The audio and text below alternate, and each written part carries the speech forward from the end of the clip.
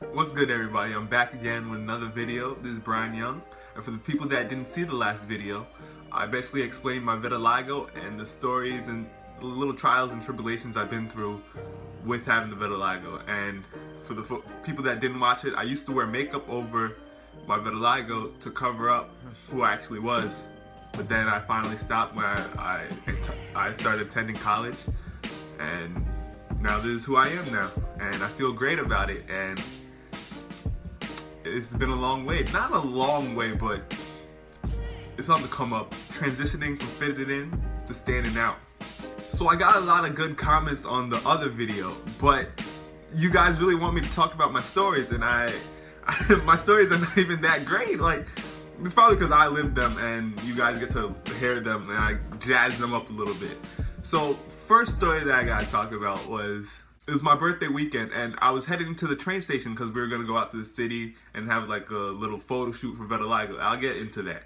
So then when I was walking past my barbershop, I said what up to my barber, and then the other barber came out, and then he was just like, yo man, what happened to your face?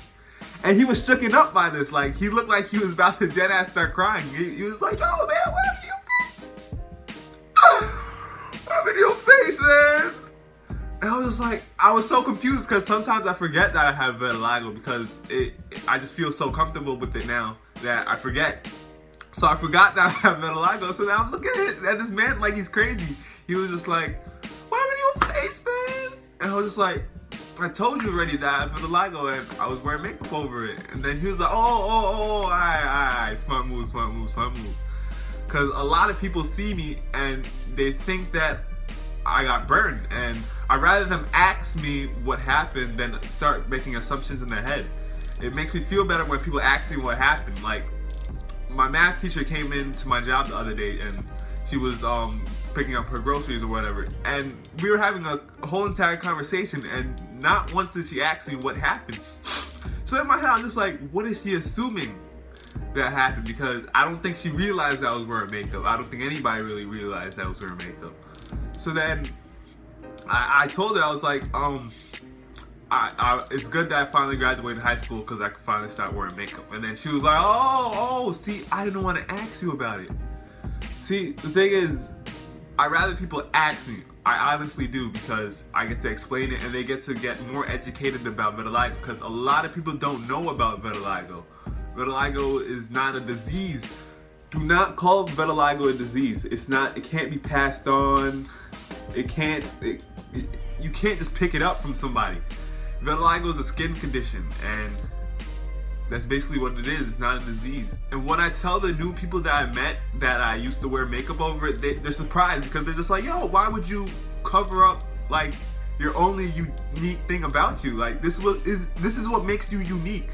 Why would you cover that up? And then in my head, I'm just like, why did I cover it up? Why did I actually cover it up? Because nobody treats me differently. No, because I really thought when I had the makeup on that if I took it off, that people were going to treat me differently. People were going to look at me differently. I mean, people do look at me differently, but it's not all that bad, because it's just like people look at you and then they look away and they keep it moving. And they get over it like that. Only people that don't really get over it that quickly are little kids. Little kids are crazy, man. I said it in the last video. I remember I was doing like the throwbacks for the supermarket, like putting the stuff away. And then I was going around, and then this little girl, she went right up to me and she looked directly at me like, and then she went back to her mom. She was like, Mommy, did you see that guy? His whole entire left side of his face was white. It was white. And then in my head, I was laughing. I thought that was the funniest thing. Like, man, little kids, they're cool, but they're crazy. They're crazy. I sometimes play basketball when I'm done with my classes, or like I just hang out or go to the gym or something. But this time I got out of class early, so then I was like, you know what, let me just go play basketball at the old elementary school.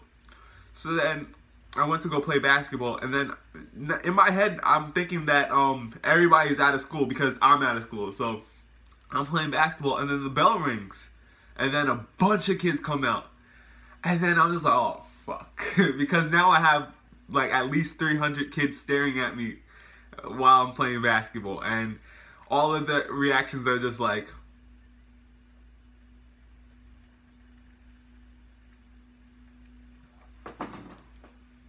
oh, he's black and white!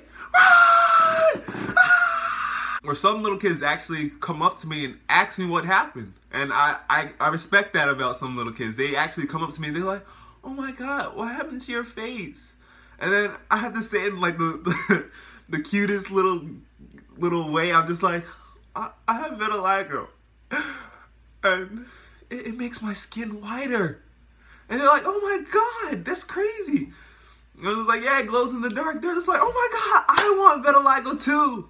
But for the most part, I've been getting a lot of good feedback about my vitiligo, and life is good, honestly. Like people see me, they say hi, they say what's up. They don't treat me any differently. See, people don't understand that vitiligo doesn't affect anybody physically. It doesn't affect their health. It just affects people mentally, and people feel like they need to close themselves away from other people when they have vitiligo because they feel like they're gonna get canceled out. It's all vitiligo does is affect people mentally. And say if we were all colorblind, nobody would know that I have vitiligo. Nobody would see my vitiligo. But since it's a skin condition that affects people mentally, I'm gonna try to use it as a gift. I'm gonna try to use it to my best ability. I'm gonna try to use it as a thing to basically say, yo, I'm different. Like, I'm different. I don't fit in with everybody else. I stand out. And people are telling me, oh my God, Brian, you're an inspiration. Oh my God, Brian, I love you. Brian, you're beautiful. Blah, blah, blah, blah, blah. But I like it. I'm not gonna lie. I was feeling myself after the first video because the first video, I didn't expect to get that many views on it. It's only like 1,000 views, but I didn't expect that. Honestly, I expected like 200 people to watch it and them to say their word about it and keep it moving. But basically, people have been really coming up to me and talking to me about it, and in like school, people are just like, yo, I like your birthmark, and I'm just like, no, it's not a birthmark, it's my vitiligo. But they're just like, it looks good on you, like it fits you, and it makes you stand out, and they like to see something different once in a while. So I took the train to the city 2 weeks ago during my birthday weekend, and I went out there to meet up with this girl named Clarissa, and she has vitiligo too. And she used to have it all over her face, but then it started to fade away slowly, and hopefully mine fades away. That'll be pretty cool, but she has it on her legs now, and we met up, and we kind of did like a little photo shoot, and when we were walking in the city, before we started doing like little photo shoots, people would like look at her legs, and like I could see them looking at her legs. And then they'll look back up and they'll see me and they're like, oh shit. Like, oh, 2 for 1. I see 2 motherfuckers with vitiligos. Oh. But when I met up with her, she was pretty cool. We took the photos and everything, and it was nice to be with around somebody that had vitiligo. So I actually want to start like a club. Not a club to meet up with each other, but I just want people to be in the same atmosphere and like do like group chats and stuff or whatever, and just basically talk about the vitiligo. So if you have vitiligo and you want to be in this little group chat club thing, just message me through Instagram, or honestly, you could take my number. I'll just put it in the description. You could call my number. Don't call me. No, don't fucking call me. You could text me. Yes, you could text me. And as you guys know, I've been doing some treatment on my vitiligo, and it's coming back over here, and it's actually coming back in.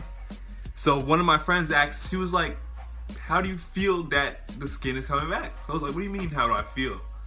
Like, of course I like that the skin is coming back, because, I mean, I guess I look good like this. And people tell me all the time, oh, you look good, whatever. But honestly, I look 100 times better being fully black.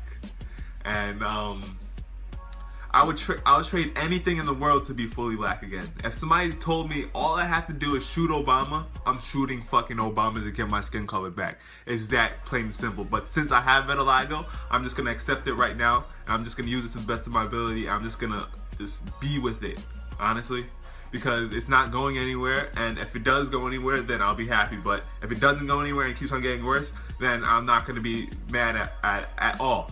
So that's how I feel about it.